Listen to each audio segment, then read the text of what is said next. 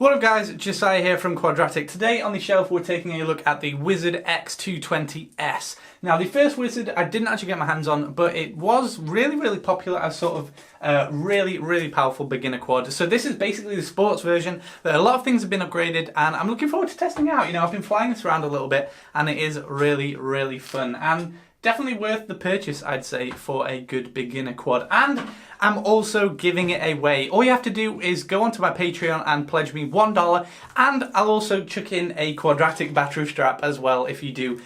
So basically, you've got $1, you get a free battery strap and a chance to win this bad boy. So not too bad. You're basically getting a lot of things for your buck there. Anyway, we're going to go ahead, put this on the bench, have a look at it, and then go and see if we can get any flight footage out of it. So links in the description to my Patreon if you want to enter the giveaway. If not, sit tight, let's check it out. Alright, quick update before we begin. I'll get the review in a second. I just got an email about this from Banggood. They said I'll put a picture of it up. Basically, there was a lot of smack being talked about the arms and some of it not being proper carbon fibre. It's basically fiberglass. And you'll be able to tell I've had a little crack in it already that shouldn't really happen if it is as good carbon fibre as they say it is, because these are actually fiberglass. However, I have got an email now from Banggood saying we'd like to inform you the frames have been upgraded to carbon fibre ones, which will be stronger. So if you do decide to purchase this, this is all going to be carbon fibre. And what's even better, they're sending me the carbon fibre ones for free. So anyone who has bought this already and has fiberglass arms, they'll update you and send you some carbon fibre ones for free, which I think is really great. Not only are they changing it to full carbon fibre because of people complaining, I don't know if there was something wrong with the marketing team or whatever, but they weren't full carbon fibre, so they've upgraded it and they're sending them out for free to everyone who purchased this when they weren't carbon fibre. So, you know, props to Banggood and Ishin, because that is some good customer service and that is what we like to see. There's also been a bit of talk about the top plate. I know UAV Futures smashed his, so possibly upgrade this top plate, because you can see, even compared to the bottom plate, it is a lot thinner. So maybe buy, I don't know if you could buy an additional bottom plate and put that on the top. They look like they're pretty much identical, so I'd probably suggest doing that. Apart from you'd need to have somewhere to put your antenna. So be careful of the top plate. Also, Andy RC's done a video on a couple of good mod upgrades for this, so go and check that out as well if you're going to be getting this, or if you win the Patreon giveaway. Anyway, let's get into doing the review. Okay, so here is the quad with everything that comes in the box. I'll quickly run over it. We've got a couple of things you'd imagine, like cable ties. We've got some wrenches for our props. These are made out of carbon fibre, which is a pretty nice touch. Obviously, the bolts to attach the props. And the props we get are quite a lot. These are tri-blade 5054s. And they look pretty decent. They're Ishin branded. 5051s. They're Ishin branded tri-blades, as opposed to the King Kong ones that came last time. But, you know, we've got 10 sets of these, 10 pairs, and they're looking pretty decent. They're sort of, remind me a lot of the Racecraft ones. They're sort of a little bit of wingtip here, and they seem very durable. So it looks like Ishin are doing something right with their propellers, at least their own made ones. We've got this Pagoda antenna, which seems to be shipping with a lot of the new sort of Chinese branded ones. I think they're really digging this Pagoda at the moment, but who knows, maybe it is better than the standard sort of whip ones, or the also sort of cloverleaf ones we are quite used to using. We've also got this additional accessory you might have noticed. This is actually for a Runcam 3, which I don't actually think they sell anymore in America. I think there was some sort of copyright issue. But this does actually fit the GoPro as well, the GoPro Session. So that should be good for you guys who have got that. But I don't have one of those, so pretty useless for me. We've also got this quick start guide, which seems quite good. It doesn't seem to be, because I've only got the plug and play version, it doesn't seem to have changed the quick start guide, because I've still got details about the transmitter, even though I don't have a transmitter. And it just tells you a little bit about the specs as well. It doesn't tell you that much about how to set up, so it's a little bit useless, but of course it tells you how to lock the motors and a few other things. So kind of useful if this is your first quad. Anyway, getting rid of all that, you can see we've got the quad itself. This comes fully assembled in the kit, so there's no need to build anything or put anything together yourself. This is pretty much ready to fly out the box, especially if you've got the bind and fly version with the transmitter included in there. Now, normally I'm not sort of a fan of these sort of sided panel ones, the sort of box ones, but they seem a little bit, I don't know, they seem sort of retro to me. They remind me of when quads first started coming into the hobby. This is sort of what they look like, but nevertheless they're quite good, and of course they protect the components in there, which are hided away. But you can see we've got access to our USB port. If I can get this little bit of rubber off, you've got the USB there, so we can go ahead and change all our settings in clean flight, beta flight, whatever we're using. And we've also got a micro SD card here, so we can sort of log things on there if we want to set that up. And that's protected by this little bit of plastic, which is kind of hard to get in and out, but nevertheless it stops it if you're getting crashed into grass, stops the mud and stuff getting in there, which can sometimes be a problem, but I'll leave that out there for the moment. So taking a look, you'll see we've got the antenna attachment on the back here. This is just using a little pigtail one, which seems to be quite good because normally we have it connected directly to the VTX, but Eachine seem to have learned from their mistakes, and this time we're not going to damage anything on the VTX if this happens to rip out. You'll see we've got the XT60 plug.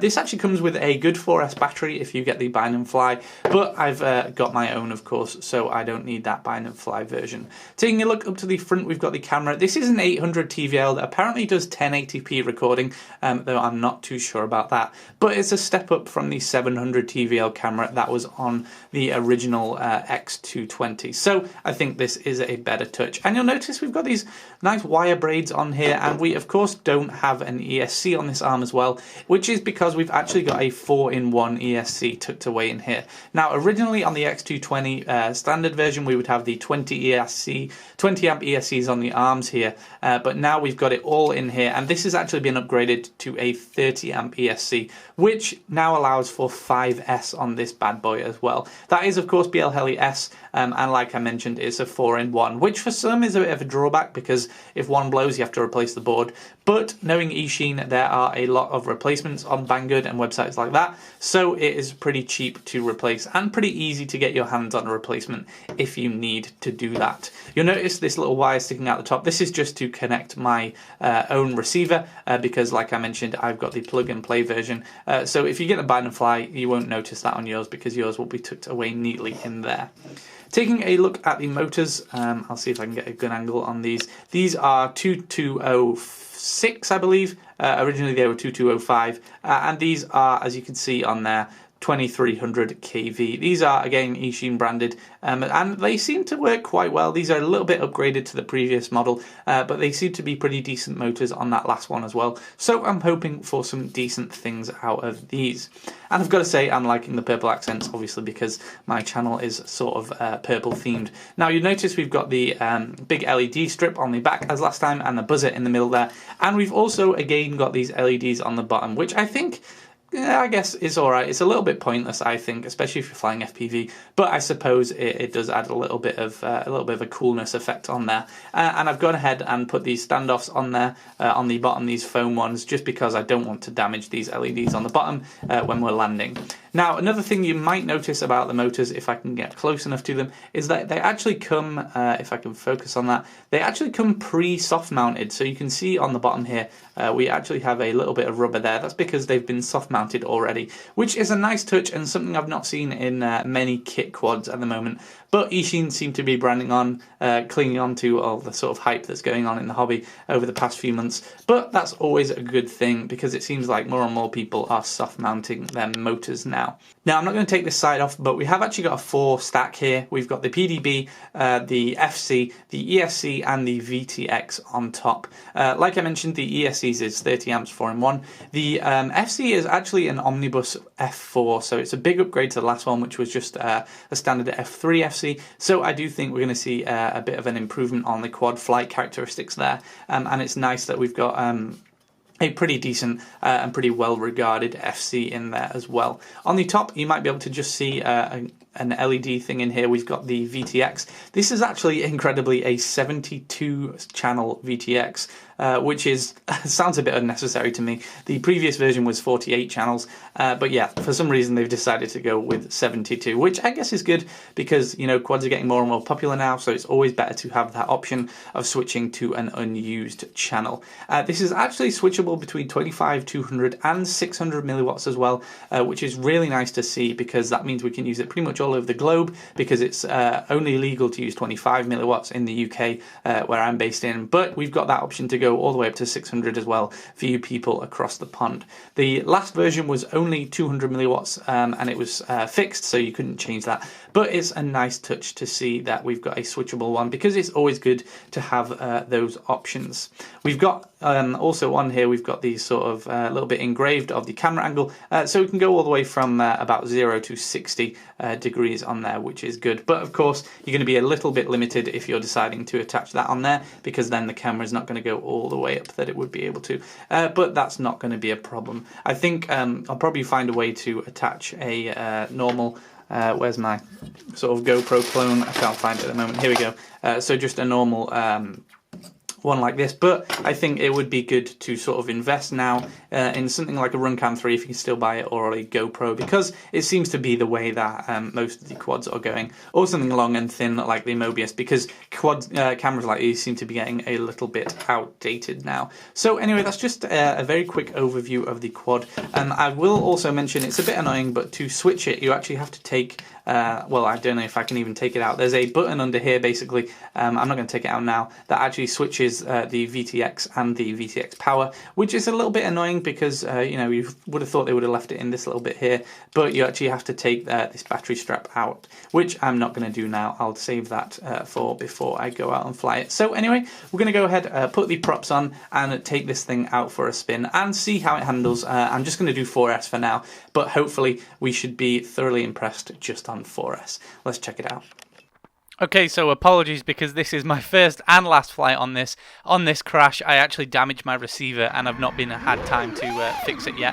But for the 40 seconds or so that I was flying, this was flying quite good. It's a bit heavy, but even so on 4S it's got a lot of punch and it's very quick on the punch out. It does have a couple of drawbacks, as I mentioned earlier, and a few issues with the frame, but the components are actually okay. The VTX seemed not bad, but I didn't go that far, so I'm not sure how well that'll hold up. But all in all, I'd say it was a pretty alright quad for the price. Thanks for watching, guys. Don't forget to check out the Patreon, and I'll check you later.